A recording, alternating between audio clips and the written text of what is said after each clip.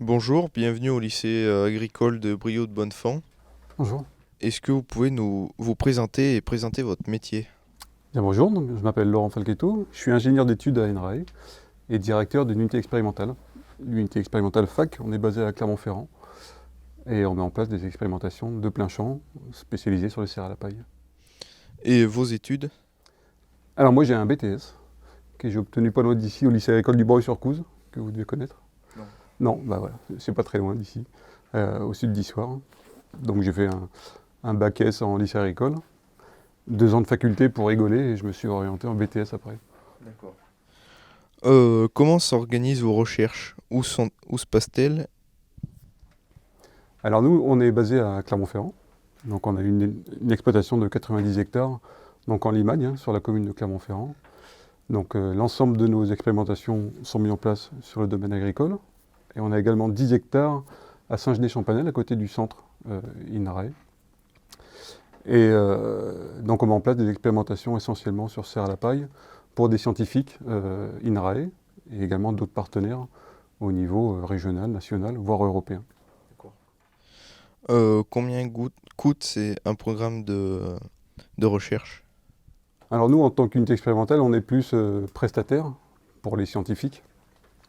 Et donc, la même réponse que Jean-Pierre vous a dit tout à l'heure, ça peut aller de quelques milliers d'euros à plusieurs centaines, voire parfois des gros projets nationaux, européens, plusieurs millions d'euros. Quelle est la spécificité de votre exploitation et utilisez-vous des robots? Ouais. Alors notre spécificité, c'est une exploitation, unité expérimentale INRAE en plaine de Limagne.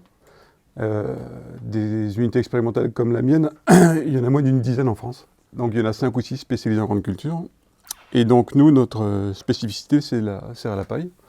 Donc on met en place sur le terrain des expérimentations, comme je l'ai dit, pour les scientifiques, principalement autour des serres à la paille.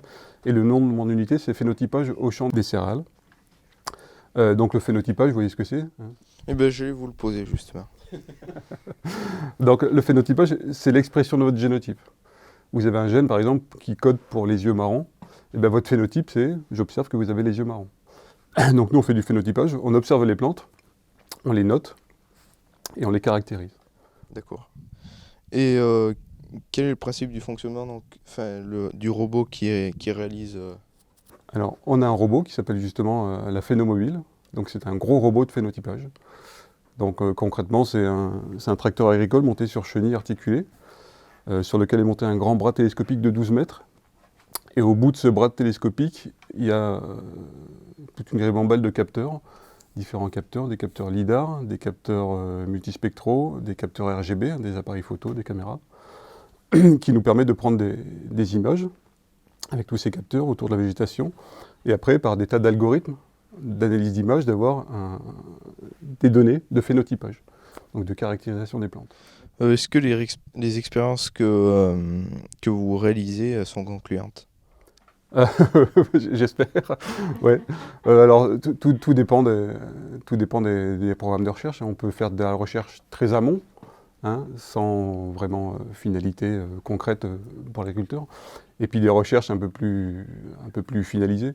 Donc, ouais, tout dépend vraiment de la thématique de recherche du programme et de l'attendu des scientifiques. Et l'autonomie des robots que vous utilisez?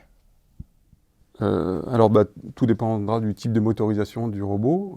Comme disait Jean-Pierre tout à l'heure, beaucoup de robots sont électriques. Mais le nôtre, notre phénomobile, tourne avec un moteur thermique qui fait tourner une centrale hydraulique. Donc là, son autonomie, c'est la capacité du réservoir. D'accord. Merci beaucoup pour cette interview et au revoir. Merci à vous. Au revoir.